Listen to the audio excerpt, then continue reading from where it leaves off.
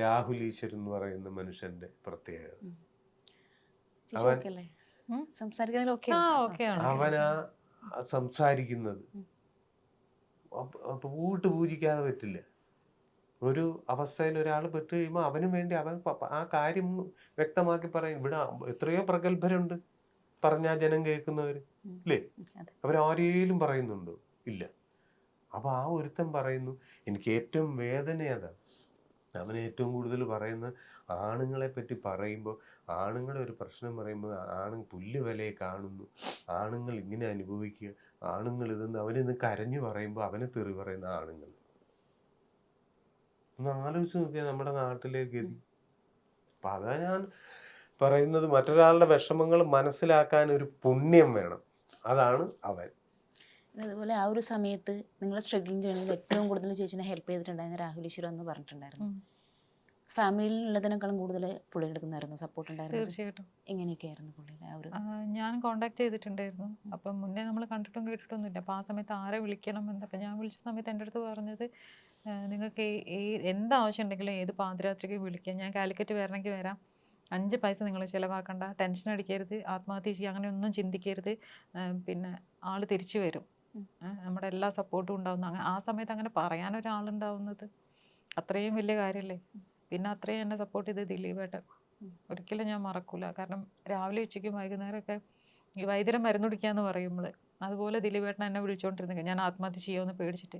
അപ്പം എന്നോട് പറയുമായിരുന്നു, അവനവിടെ പിടിച്ച് നിൽക്കാൻ എന്തെങ്കിലും ദൈവം ഒരു ശക്തി കൊടുക്കുമായിരിക്കും, നീ ഒന്നും ചെയ്യരുത് എന്ന് പറഞ്ഞാൽ അങ്ങനെ ഒരു സിറ്റുവേഷൻ ഉണ്ടായിരുന്നു കുറേ ദിവസങ്ങൾ പോയിക്കൊണ്ടിരിക്കുമ്പോൾ. അപ്പോൾ ഇവരെയൊന്നും ഒരിക്കലും എനിക്ക് മറക്കാൻ പറ്റില്ല എൻ്റെ ലൈഫിൽ.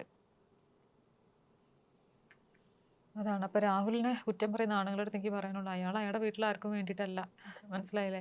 കാരണം മുന്നോട്ട് ഈ ജയിലിലൊക്കെ പോയി അയാൾ കിടന്ന സമയത്ത് ഒരുപാട് പരിഹസിച്ചിട്ടൊക്കെ അപ്പം നമ്മൾ കാണുക, ഒരാളുടെ നിന്ന് 5 പൈസ വാങ്ങിയിട്ടല്ല. അയാളുടെ ലൈഫിലെ എല്ലാ കാര്യങ്ങളും മാറ്റി വെച്ചിട്ടാണ് ഫാമിലീനെ ഒരു നേരം വീട്ടിലുണ്ടാവില്ല. ദീപ പറഞ്ഞു കേട്ടിട്ടുണ്ടായിരുന്നു. അവരത്രയും സപ്പോർട്ട് ചെയ്യുന്നത് കൊണ്ടല്ല അയാൾക്ക് ഇങ്ങനെ ഇറങ്ങി നടക്കാൻ പറ്റുന്നത്. ഇന്നിപ്പോൾ സാധാരണ ഇപ്പോൾ ഈ മരിച്ച ആൾ ഞങ്ങളുടെ വീടിൻ്റെ അടുത്താണ്, മാങ്കാവ് ഗോവിന്ദപുരം. അപ്പം അതും കൂടെ ഉണ്ടായ സമയത്താണ് ഈ സ്വീകരണം. കുറേ നാളായിട്ട് രാഹുൽ പറയുന്നുണ്ട് അത്രയും ഫൈറ്റ് ചെയ്തില്ല. അപ്പം ഞാനതിന് നിന്നിട്ടില്ല, എനിക്ക് തന്നെ എന്തോ പോലെ തോന്നിയിരുന്നു. അപ്പം എനിക്ക് തോന്നി ഇനി ഞാൻ സംസാരിക്കണം. എത്തി എവിടം വരെ എത്തി. ഒരാൾ റീച്ചിന് വേണ്ടി ഒരാളുടെ ജീവൻ പോയില്ലേ.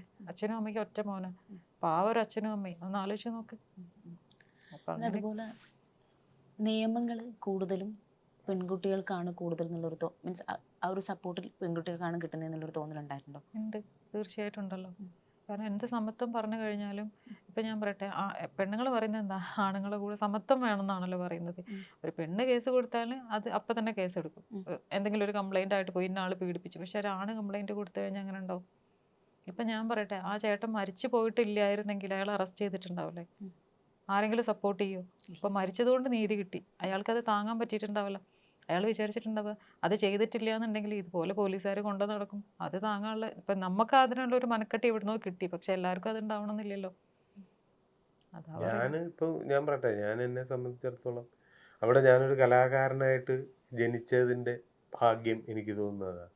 എനിക്ക് അങ്ങനെ ചിന്തിക്കാൻ, ഞാൻ ഏതായാലും ജനിച്ചു, ഞാൻ പറഞ്ഞിട്ടൊന്നുമല്ല ജനിച്ചത്, ഞാൻ നിർബന്ധിച്ചുമില്ല ഇവിടെ ജനിപ്പിക്കുന്നത്. അപ്പം മരിക്കുന്ന കാര്യവും നമ്മൾ മുൻകൂട്ടി കാണേണ്ട കാര്യമില്ല.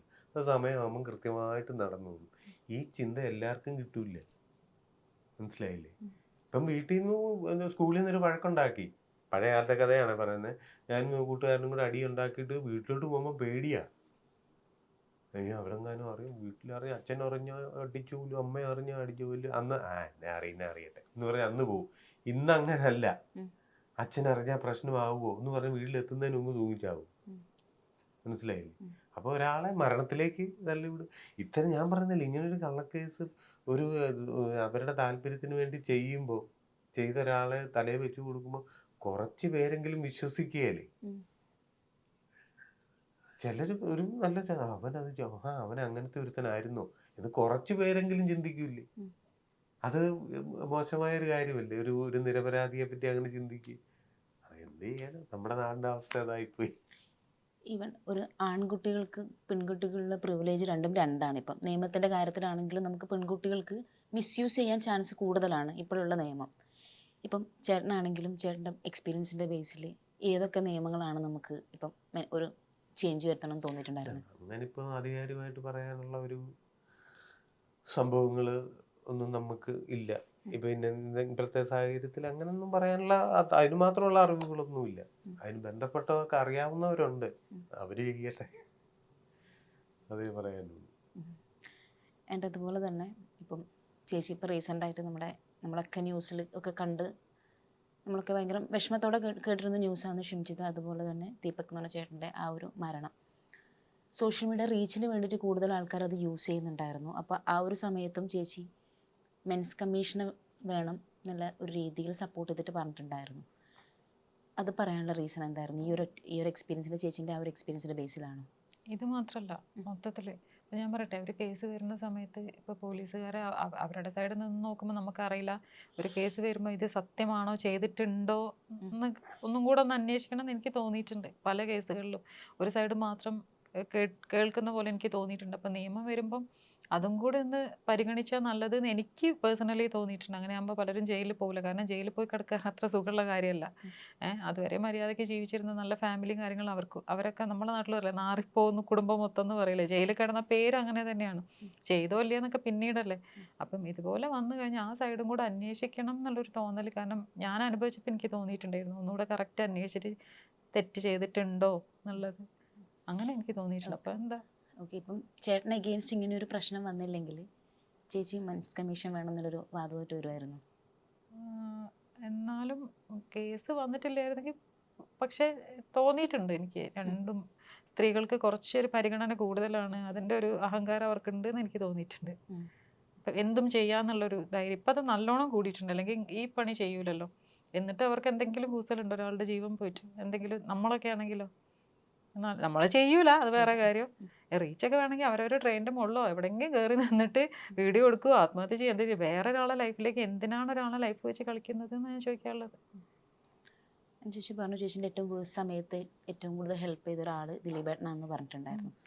എൻ്റെ അതുപോലെ ചേട്ടൻ്റെ കാര്യത്തിൽ ദിലീപേട്ടനായിട്ടൊരു ഇഷ്യൂ ഉണ്ടായിരുന്നു. പാപ്പി അപ്പച്ചനുള്ള റോളൊക്കെ വെട്ടിച്ചുരുക്കിയിട്ടുണ്ടായിരുന്നു. ആ ഇഷ്യൂ എങ്ങനെയായിരുന്നു സോൾവ് ആയിട്ടുണ്ടായിരുന്നത്? അതങ്ങനെ സോൾവ് ആക്കേണ്ട ഇഷ്യൂ അങ്ങനത്തെ പ്രശ്നമൊന്നുമല്ല. അതിപ്പം ഈ പറയുന്നത് പോലെ തന്നെയാണ് ഓരോരുത്തർ പറയുന്നു, എടാ അതാ മറ്റേ അങ്ങനെ ആവട്ടെ. ഞാനിപ്പോൾ നിങ്ങളെപ്പറ്റി ഇവള് പറഞ്ഞു കേട്ട് അല്ല ഞാൻ വിലയിരുത്തുക. എനിക്കൊരു ധാരണ ഉണ്ടാവും. ഇവരൊക്കെ ചിലപ്പോൾ നിങ്ങളെപ്പറ്റി പറയും, പലത് പറഞ്ഞെന്നിരിക്കും. പക്ഷെ ഞാൻ തീരുമാനിക്കും നിങ്ങളെ എങ്ങനെ കാണണം. അതുപോലെ ആ കാര്യത്തെ ഞാൻ എടുത്തിട്ടുള്ളൂ. പലരും പലതും പറയും, അങ്ങനെ സംഭവിച്ചിട്ടുണ്ടാവാം. എനിക്ക് വ്യക്തമായ അറിവുകളൊന്നുമില്ല. പക്ഷെ എന്തായാലും ജീവിതത്തിൽ ഞങ്ങളുടെ രണ്ടിൻ്റെയും ഏറ്റവും നല്ലൊരു ഫ്രണ്ടാണ് ദിലീപേട്ടൻ. അത് മാത്രമല്ല അദ്ദേഹം ചെയ്ത ക്യാരക്ടറുകൾ മാത്രമല്ല, അയാളുടെ ജീവിതത്തിൽ വേറെ ആർക്കും ചെയ്യാൻ പറ്റാത്ത ക്യാരക്ടറാണ്